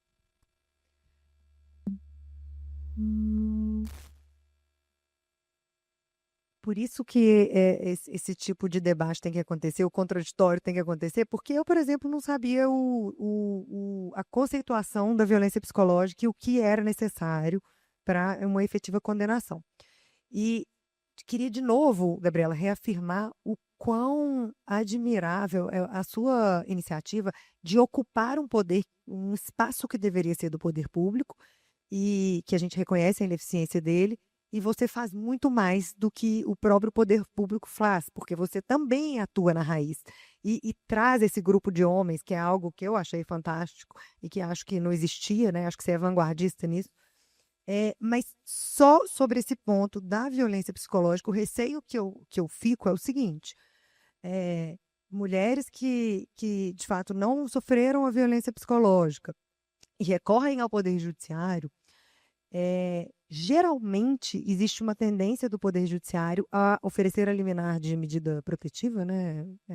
Oferecer a medida protetiva de imediato, o que gera a reputação, o assassinato da reputação desse homem, e o contrário não acontece. Então, isso é ruim, né? Porque, como você bem colocou, é importante que essa violência exista um arcabouço de provas que atestem que houve, mas esse homem já teve sua reputação assassinada quando a medida protetiva foi deferida. Infelizmente, isso vai para a mídia, porque isso vende, a mídia adora fofoca. Então, essa é uma crítica que eu tenho, principalmente em relação às mulheres de uma classe social mais favorecida, né? Que eu acho que acontece mais da distorção da realidade nessa classe, né? E quem mais precisa acaba não tendo a medida protetiva, né? Porque não tem esse trabalho de base. Então, essa é a minha única crítica. Na verdade, eu acho que a gente concorda, né, nesse ponto. Concordo. Já peguei alguns casos dessa natureza e, de alguma forma, nós tentamos evitar que isso vá para frente, mas muitas vezes os pedidos de medidas protetivas eles vêm com outras provas que dão o fumus boniuris, o periculin mora, que autorizam a concessão das medidas protetivas. E a partir do momento que se verifica que não há aquele risco para a mulher, essas medidas são revogadas. Agora, todo mundo tem direito de ação. Todo mundo tem a liberdade de imprensa a seu favor. Então, a partir do momento que essa liberdade de imprensa foi usada de forma abusiva ou de forma a causar um dano, um prejuízo a alguém, essa pessoa que foi prejudicada, ela pode, eu sei que a reputação dela pode ter sido prejudicada, mas ela pode se valer do direito de resposta e ela pode também se valer das ações próprias por danos morais contra a pessoa que a prejudicou. Agora, também tem nas classes baixas, as mulheres querem se vingar de traição, etc. Então, é um pouco generalizado. Entendi. Para mim foi uma aula, acho que para todo mundo. A gente está caminhando para o fim, eu queria te dar a palavra, Ângela, acho que esse assunto é um assunto que você gosta também, né? E para você fazer suas considerações finais. E eu acho que dá tempo da gente abrir para algumas perguntinhas. O que vocês acham? Pode ser? Eu acho que a gente tem que lutar nas minhas frentes. Eu penso também que a justiça é saber ouvir os dois lados, né? E eu lembro que quando eu entrei na secretaria, eu falei, eu quero ouvir os homens também, né? E viajou, eu falei por uma outra pauta e saiu no Globo, no Rio de Janeiro. Vieram pessoas do Rio de Janeiro, vieram pessoas que partiam na secretaria e falaram assim, a senhora ouve os homens, né? Então eu quero dizer como que eu falei, né? Vamos ter a violência e tal. Eu acho que às vezes a gente é importante ter a legislação, mas isso que eu falo também, é preciso uma mudança estrutural. Falo mesmo, hoje as mulheres, elas são consideradas, em primeiro lugar, muito mais pela aparência delas do que elas podem. A inteligência e o coração das mulheres não são levadas em conta, mas é o corpo. E muitas vezes, até para ser valorizada no ambiente profissional, elas provocam, e é verdade isso, infelizmente. E depois eu vi muitas, acho que também no ambiente trabalhista, né? Muitas ações com assédios, etc., que não eram assédios e que acabaram com vida. Eu estou com uma questão de um pai de família que jamais faria isso, né? E põe na mídia e põe depois de não sei quanto tempo e de uma mentira podre, né? Então, eu acho que o autor que eu estudei em Harvard, né, que eu tenho expertise, ele fala isso, there are no cases alike. Existe um caso igual ao outro. E nós não podemos também, eu penso assim, inocentar todas as mulheres do mundo, porque hoje nós temos, é preciso ver cada caso. E há casos gravíssimos que depois tu pode falar, vai, entra com uma ação e defende a sua imagem. Uma vez que a gente danifica uma imagem midiaticamente, é muito difícil que se confie nessa pessoa depois. Então, assim, eu penso que a gente tem que ser direito, para mim é justiça. E a justiça é dar a cada um o que é devido. Eu acho que primeiro a gente tem que dar às mulheres a condição de serem valorizadas de forma diferente. Segundo, que elas tenham uma formação para saberem se defender, saber o valor dela, que tudo isso eu falo, pode ser a longo prazo, enquanto isso a gente protege. Mas a gente também, eu acho importante que a gente não tenha uma posição já, sei lá, né, de preconceito, né? Todo homem, como tu falaste, ele é um potencial. Não é. Não, e muitas vezes, e às vezes eu vi, te juro, mas eu vi pais de família serem assediados, depois, assim, casamentos desfeitos, poder público, Câmara, Congresso Nacional. Então, por quê? Porque a mulher é tão inocente, eu acho que a gente tem que olhar também. A mulher, ela quando, em todos os sentidos, até tu falaste uma coisa bem interessante. A mulher, quando ela quer ser parceira, ela é. Quando ela quer competir, ela compete. Quando ela quer ser ruim, ela quer ruim. Quando ela quer ser boa, ela quer boa. Né? Então, vamos fomentar que todas sejam boas. Mas, assim, às vezes, a gente tem que olhar também para essa parte, porque não dá para a gente fechar os olhos e defender. E eu entendo, Gabriela, eu entendo a sua luta e super entendo. E olha, o que eu vi de tristeza com crianças, com estupradas, olha, não posso te dizer, mas o que eu vi de intencionalidade mal usada e que se a mulher é estimulada a isso porque a gente valoriza ela só por um corpo, só porque ela pode oferecer e não pelo que ela tem, né? Assim, ou seja, coração, mente, etc. Também nós vamos criar uma sociedade assim. Por isso que eu acho que, primeiro, a gente tem que criar as condições para que a mulher não seja tratada dessa forma. Depois, intencionalmente, cada mulher, por mais que a sociedade leve ela a pensar de um jeito, ela pode ter a fortaleza de dizer um não. Porque isso sou eu que fecho, eu acho que as mulheres também podem ter o seu caráter.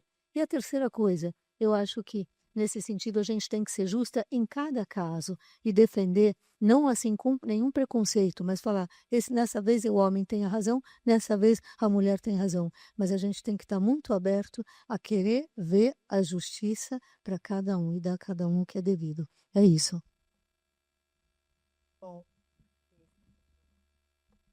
Meninas, alguém quer fazer alguma pergunta para as duas? Para uma das duas? Eu sou só mediadora, tá, gente?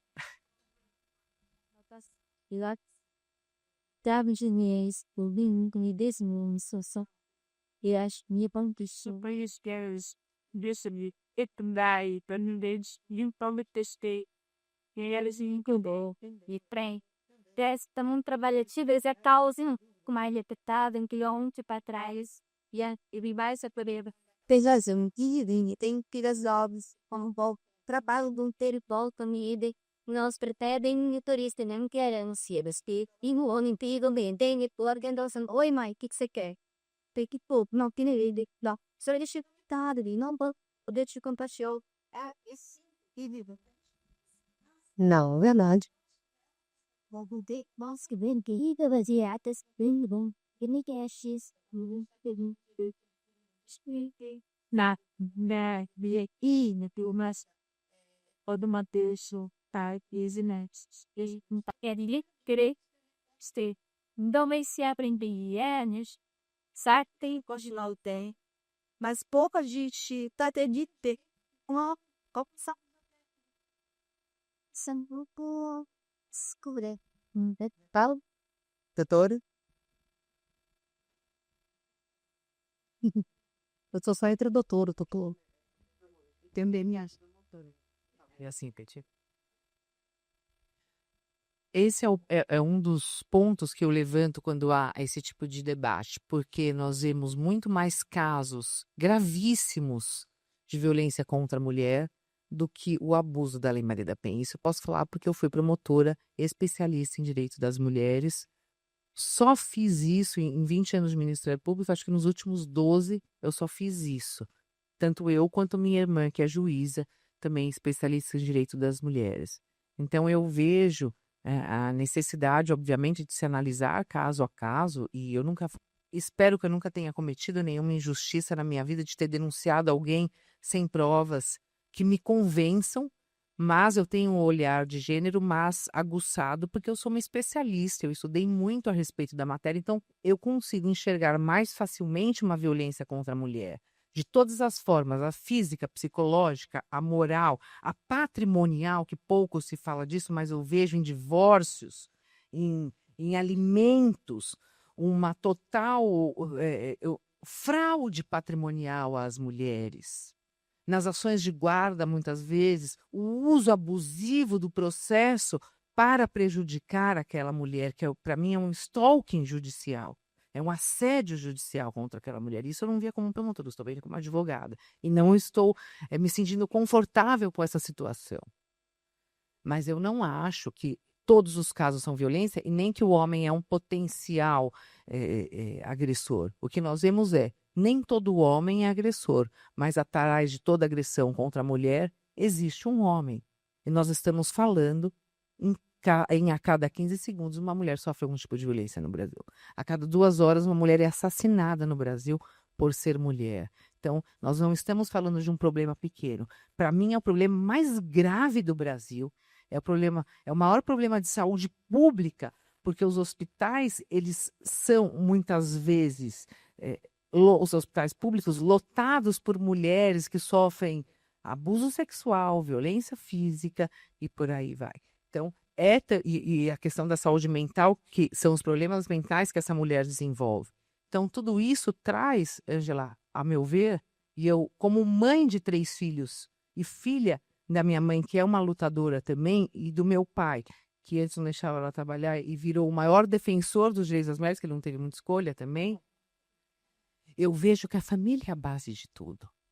Mas se você também não tem uma mulher respeitada, se você não tem uma mulher valorizada, se você não tem uma mulher que tem uma autonomia dentro de casa, ainda que ela escolha ser dona de casa, mas foi uma escolha dela e que ela tem autonomia para fazer essa escolha, a gente não tem uma sociedade saudável. E quando uma criança vê um pai agredindo uma mãe, verbalmente, fisicamente, se a mulher ela pode desenvolver uma baixa autoestima e ela vai se envolver em relacionamentos abusivos depois. Porque a nota de corte dela é aquilo que é o normal para ela. Então, ela não percebe os sinais do relacionamento abusivo. E os homens os meninos podem se desenvolver os próximos agressores. E o que nós temos mais? Nós temos mais mulheres agressoras ou mais homens agressores? Mais homens agressores. Então, qual que é o raciocínio lógico? Que nós tenhamos mais homens agressores em desenvolvimento do que mulheres agressoras. Então, é aí que tem que cortar o mal pela raiz. Por isso que eu faço esse trabalho com os homens, para conscientizar os homens de alterar, de transformar, de mudar esse comportamento. E eu tenho só um medinho dessa fala, de que muitas vezes as mulheres assumem para si a responsabilidade da mudança do parceiro. Não é isso que eu estou falando. Que eu não estou tentando mudar o comportamento do meu parceiro. Até tentei, não deu certo. Então, o que acontece? A gente, né, Fá? A gente tenta fazer um trabalho, eu estava como uma profissional, auxiliada por profissionais, por psicólogos, por psiquiatras, por especialistas, por assistentes sociais, homens, porque também homem gosta de conversar só com homem, não gosta de mulher que vai lá ficar, né, falando, para eles desconstruírem um comportamento estrutural machismo e conseguirem voltar para casa ou constituírem novas famílias sem a violência. A violência, para mim, familiar, é a maior forma de destruição social. E eu vi muitos homens nesse grupo depois falando, doutor, obrigada. Eu cresci vendo meu pai batendo na minha mãe e hoje eu vejo que isso é difícil. Doutor, obrigada. Porque eles se desconectam daquela necessidade de se mostrar um machão. Doutora, eu nunca chorei na minha vida. E aqui eu chorei. Ou, doutora, eu nunca falei para o meu filho que eu o amo. E eu consegui falar. Ou eu parei de beber. Isso para um filho, porque bebi e ficava agressivo, e né, era pancadaria para tudo quanto é lado. Isso para um filho perceber a modificação desse comportamento é o maior ato de amor que alguém pode ter na vida. Então, eu queria colocar essa fala. Olha, eu acho que a gente está falando a mesma língua de outra forma, né? Porque o que eu entendo, evidentemente, nós estamos num país machista, nós temos toda essa dificuldade. Tu tem toda a razão. O que eu acho sempre importante é a gente ter esse olhar justo para cada caso e não generalizar, né? Mas eu super entendo isso e acho que a gente tem que trabalhar uma mudança estrutural, cultural, paralelamente à política pública, etc., que é educacional, como estão fazendo aí nas escolas aí agora nos céus, etc. Mas é exatamente isso. Se a pessoa não sabe, a mulher não é formada também para se defender. Se a gente não forma o homem, eu lembro quando eu estava no governo tinha o Laço Branco, que formava os homens para respeitar as mulheres e bom, se a gente não tiver essa educação eu penso até num evento desses, eu sou super favorável a pequenos eventos de reflexão, porque cada uma de vocês vai sair com alguma coisa daqui para mudança pessoal. Eu lembro até de falar muitas vezes, como tu é respeitado em casa? Saía de um evento assim e falava, como tu é respeitado em casa? Tu é uma escrava, teu marido, como que é? Se tu cria um monstro do teu lado, e que não é brigar, mas é para, olha, botar limite, sei lá o quê, né? Então, primeiro, toda reflexão leva a gente a uma mudança pessoal, de certa forma, e pensar o que eu posso fazer por isso? A quem eu posso me unir para lutar nisso? Então, eu penso que tudo isso são sementes que a gente tem que ir deixando de formação e depois a nível público, a nível privado, nas escolas, né? Por quê? Porque eu não vejo outro caminho para a mudança de cada coração se não for essa visão capilar do problema, né? Em mudança cultural e estrutural, né? Enquanto isso, a gente vai apagando os incêndios, Mas a gente não pode perder de vista que o ser humano, ele tem esse desejo de bem. A liberdade é até um conceito que ninguém pode ser impedido de fazer o bem. Todo mundo quer fazer o bem. Em geral, ninguém quer fazer o mal, né? Agora, quando a gente fomenta na sociedade o mal, a gente vai colher o mal também. Então, se eu plantar o respeito, eu vou colher o respeito. Se eu plantar o amor, eu vou colher o amor. Põe amor onde não tem amor e tu tira amor. Mas não é essa a política, porque às vezes o amor não dá dinheiro, né? Então, existe também todo esse utilitarismo que a gente tem que estar de olho, né? E assim a gente vai construir. Mas eu super te entendo. Eu acho que eu e a Gabi estamos falando de perspectivas diferentes, estamos apoiando a mesma pauta, do mesmo jeito, só que talvez eu com uma parte mais acadêmica, tu com uma parte e também pública e política, e tu com uma parte jurídica. E eu entendo, porque quando a gente enfrenta isso, a gente não consegue dormir. Quando a gente vê isso todo dia, como eu vi também no Ministério, a gente não consegue dormir, e a gente quer fazer. Mas eu quero chegar antes, né? Eu quero chegar antes e não causar tanto sofrimento no coração humano. Vamos lutar juntas. Acho que a gente está muito unida nisso e a gente convida todo mundo para estar conosco, né, Camila? É exatamente isso, gente. Só para pegar esse gancho, vou te passar a palavra. A ideia de que todos somos agentes transformadores é uma ideia muito legal de cultivar, porque a gente acha, o que eu posso fazer? Eu não posso fazer nada. Tá feito, é assim. Acabou, o Brasil acabou. Essa é uma ideia horrorosa, porque todo mundo aqui é uma gotinha desse oceano gigante. Então, se a gente consegue mudar o curso um pouquinho, então é o que ela já falou, com orçamento baixíssimo, olha o que ela já fez. Gabriela, com tantas iniciativas louváveis que nunca foram feitas pelo poder público, ela foi lá e fez. Então, essa ideia de todo mundo aqui sair com a ideia, qual a reflexão que eu posso fazer? Essa ideia de pensar em como que a gente está em casa, seja como filhos, seja como mães, né? Eu tenho 2 filhos de 7 anos, eu penso nisso toda hora, a cada minuto eu penso. Eu estou criando boas pessoas, eu estou criando pessoas que vão fazer um mundo melhor para os outros. Então, assim, se a gente tiver essa ideia, acordar e dormir com ela, e se todo mundo tivesse daí, ou 90% da população, melhora o resultado final, né? Denúncia da primeira. Está melhorando, por isso que estão aumentando os números de denúncia. Está melhorando. Porém, não é o suficiente ainda para salvar essas mulheres. Então, quando uma mulher que bateu nas portas da justiça morre, a sociedade total falhou. A sociedade civil, por não ter apoiado aquela mulher, ou ter julgado a mulher como se a culpa da violência sempre fosse dessa mulher. A segurança pública, porque não monitorou uma medida protetiva de urgência, porque a medida protetiva de urgência ela não pode ser um papel na mão da mulher. Ela tem que ser um escudo de proteção para essa mulher. E se essa medida protetiva não é monitorada com tornozeleiras eletrônicas, por exemplo, com Guardiã Maria da Penha, com aplicativos de celulares efetivos em que aquela mulher, pelo descumprimento da protetiva, consiga acionar a polícia, nos casos mais graves principalmente, essa mulher pode ser assassinada. Então, segurança pública.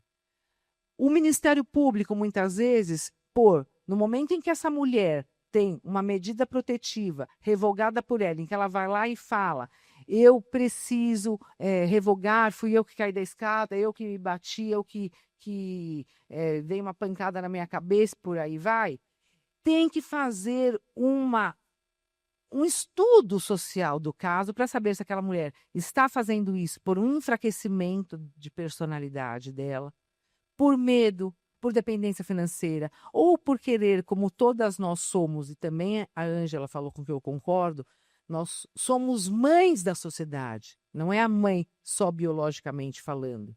Nós, mulheres, nós temos a vontade de transgredir o nosso sentimento de cuidado, de mudança, de amor, de família.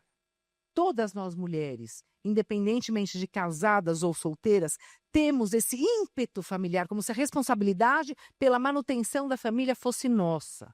E por conta disso, e também dessa pressão social de que a mulher sozinha é mal vista, é mal amada, ou é culpada, ou é louca, etc., nós voltamos nos relacionamentos abusivos e nos colocamos em risco, porque a mulher vítima de violência não enxerga o risco que ela sofre, ela superestima. E isso eu não estou falando de qualquer mulher vítima de violência, estou falando de todas, porque eu atendo juízas, promotoras, delegadas que são vítimas de violência e que não denunciaram no momento oportuno e correm risco de vida. Inclusive juíza que está em teletrabalho porque estava sendo ameaçada e não pediu a medida no momento certo e correu um risco de vida maior.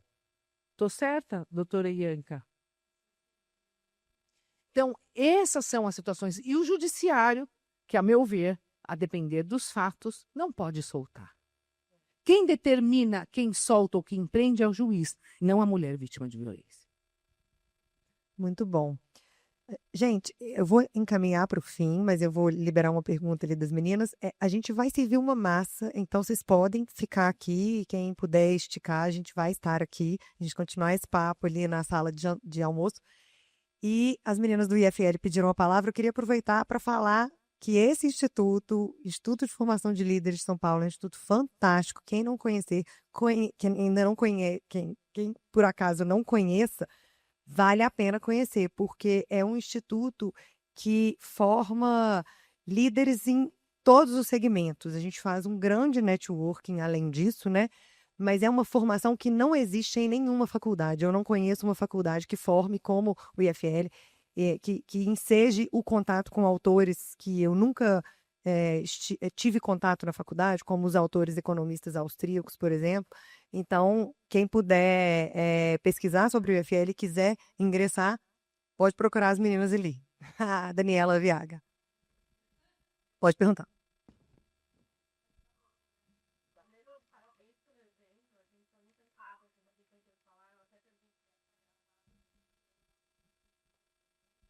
Vai no YouTube do escritório, Fê?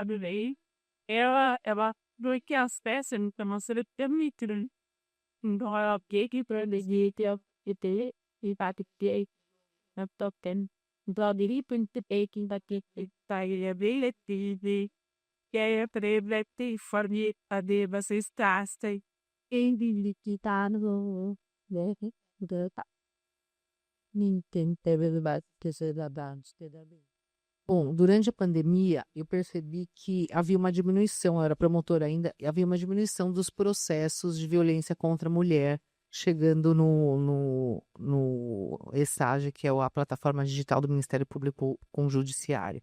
E aquilo me preocupou, porque eu sempre tive um volume muito grande de processos, de flagrantes, de pedidos de medidas protetivas, e de repente zerou. Só estavam movimentando os processos antigos, os inquéritos policiais antigos. E eu comecei a perceber que havia um descompasso no que estava sendo divulgado, com o aumento da violência contra a mulher, só que essa violência não chegava para as autoridades competentes. E eu percebi o quê? Havia um obstáculo para essa mulher denunciar. Por quê? Porque naquele momento, naquela época, nós não tínhamos ainda uma possibilidade da mulher fazer uma denúncia online.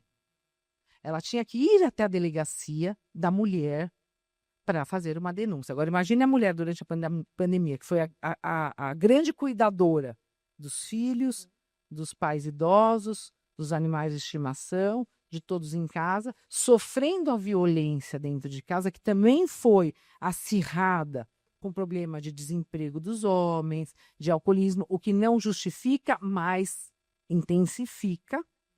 Como que aquela mulher vai sair de casa, até com risco de ser contaminada e trazer essa doença para dentro de casa, para ir até uma delegacia? Com aquela insegurança de informações, aquela falta de informação, ninguém sabia o que estava acontecendo. Ela, obviamente, não ia acabar sofrendo mais violência. Então, não chegavam para nós flagrantes e pedidos de medidas protetivas. E eu já tinha feito um requerimento para a Secretaria de Segurança Pública para a abertura de um canal online para as mulheres denunciarem. Já tinha dado essa sugestão, inclusive no próprio Ministério Público. E tudo no poder público, que funciona, obviamente, muito bem quando há esse comprometimento, acaba demorando porque são coisas mais burocráticas de serem implementadas. E nós não estávamos acostumados com aquela emergencialidade da questão do Covid. E aí, eu, em vez de esperar, eu criei um canal de denúncias para que as mulheres denunciassem. Então, eu peguei meu celular e falei, mulheres, se vocês sofrem algum tipo de violência, denunciem aqui. O número é 1199 639 1212. Inclusive, foi o celular do meu filho, que até hoje ele fala que o projeto é dele. Que é corintiano, né? Então, ele vai lutar até o fim. Em uma semana... De quem você acha que era o celular? Em uma semana, eu recebi 100 pedidos de ajuda.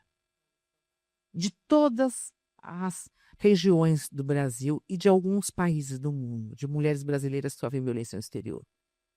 E aí eu pensei, eu vou ajudar essas mulheres, como eu sempre fiz, mas eu preciso de uma equipe, eu preciso de mulheres para ajudar essas mulheres. Aí eu fui para o mesmo celular e falei, mulheres, se vocês querem ajudar uma mulher que sofre violência, manda uma mensagem para esse número, que era o mesmo. E em uma semana eu tinha 1.000 mulheres inscritas como voluntárias, entre advogadas, psicólogas, assistentes sociais e mulheres que de alguma forma sofreram violência ou com a sua história de vida ou com a sua profissão, quiseram ajudar outras mulheres. E esse canal, que nasceu de forma despretensiosa, que era para durar durante a pandemia, acabou sendo considerado pelo CNJ, pelo Conselho Nacional do Ministério Público, como o melhor canal de denúncias online do Brasil. E nós vamos fazer 5 anos de canal de denúncia e nós já atendemos 18.800 mulheres vítimas de violência em todo o Brasil e em 27 países do mundo. E nenhuma dessas mulheres, Ivani, você que me perguntou o que fazer para tirar as mulheres da violência, nenhuma dessas, pode voltar, nenhuma dessas mulheres que pediram ajuda para os justiceiros e que foram acolhidas por psicóloga, assistente social, advogada, rede de acolhimento, encaminhada para os serviços, encaminhada para o mercado de trabalho e apoio jurídico, nenhuma delas foi vítima de feminicídio. Quem salva uma, pode salvar todas. E quantas mulheres fazem parte hoje em dia como voluntárias justiceiras desse projeto? 20.000 mulheres inscritas em todo o Brasil. Então, você pode falar para a moça que trabalha na sua casa, sua colaboradora, para ela procurar o projeto Justiceiras, que nós vamos ajudá-la. E quem tiver mulheres em situação de violência, divulguem. Justiceiras Oficial no Instagram, pelo Instagram mesmo, é fácil. Ela manda lá, ela recebe um formulário rápido, esse formulário imediatamente vai para uma equipe de encaminhamento, faz análise, faz a triagem do caso, que obviamente sou eu, tá? Faz a triagem do caso e encaminha, eu, a Ianca, a Najara, e encaminha para as voluntárias. Toda mulher é atendida por uma advogada, por uma psicóloga, por uma assistente social e por uma melhor amiga. Que é aquela, Flávia, que dá a mão para a melhor amiga quando ela precisa de ajuda. Porque sem a melhor amiga, também a mulher não sai do fundo do poço. Então, dessa forma é como nós colaboramos. Quanto custa esse projeto? O coração bondoso do meu filho Arthur. Nada. Mas muito legal. Primeiro, adoro o IFL, estive com vocês, né? E é muito legal a projeção da liberdade que vocês fazem em todo o Brasil, né? Mas eu queria falar um caminho que eu acho que todas nós podemos trabalhar pela mulher, que é pensar em quem está do nosso lado e ajudar a se projetar profissionalmente. Isso ajuda muito a mulher a ter outra perspectiva de vida. Eu vou dar 2 exemplos.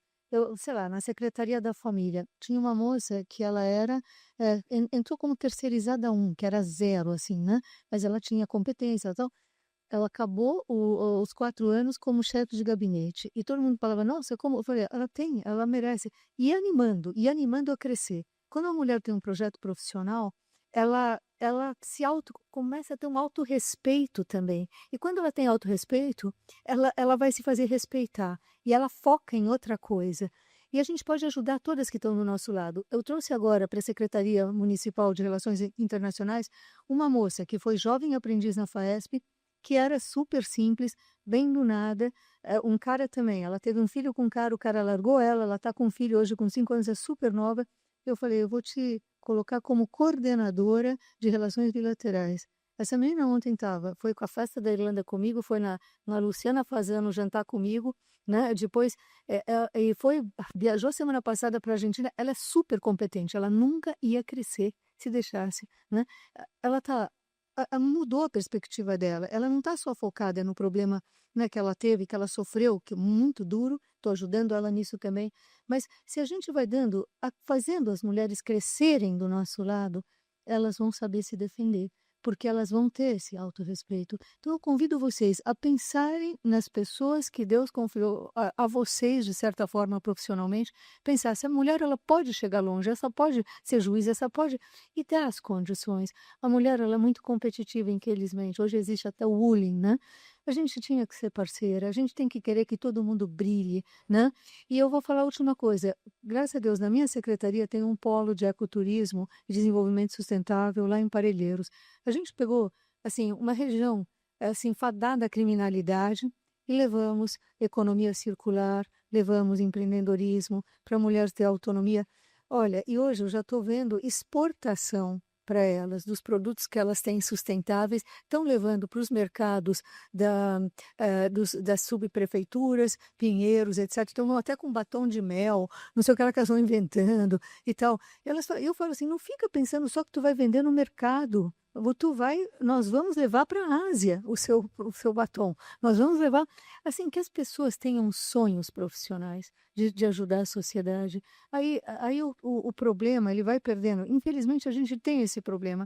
Mas será que a gente não pode mudar um foco para o que tu pode fazer pela sociedade? Olha, ajuda muito paralelamente, infelizmente, a tudo isso que a gente ainda tem que enfrentar, né, Gabriela? Ainda. Mas nós vamos mudar essa realidade, né, com a força de todas e a graça de Deus. Muito obrigada. Mas, Ângela, posso fazer só Óbvio. uma parte? Eu acho que aqui pode nascer uma parceria, então.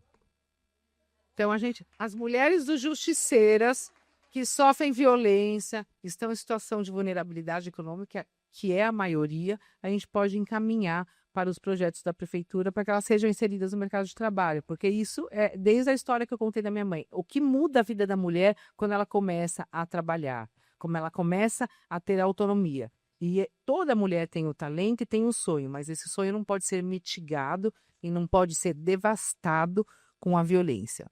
Aqui eu só trago um exemplo, que mulheres que começam a fazer brigadeiro, a mulher ela cresce muito quando ela é incentivada profissionalmente. Ela começa a fazer o brigadeirinho e vender na porta da escola. Aí do brigadeirinho da porta da escola, ela começa a fazer bolo e brigadeiro. Aí do bolo, brigadeiro, ela começa a fazer bolo, brigadeiro, já começa a servir o refri. Aí do refri, do bolo e brigadeiro, ela começa a servir já, a vender o dogão. E aí vai, ela abre uma lanchonete. Aí ela começa a ter autonomia. E muitas dessas mulheres que começam com isso, estão num ciclo de violência, elas conseguem romper os relacionamentos. Então tem a via de duas mãos também. Isso salva as mulheres da violência, além de impedir que elas entrem na violência. Então esse é o melhor caminho, que é a autonomia financeira da mulher.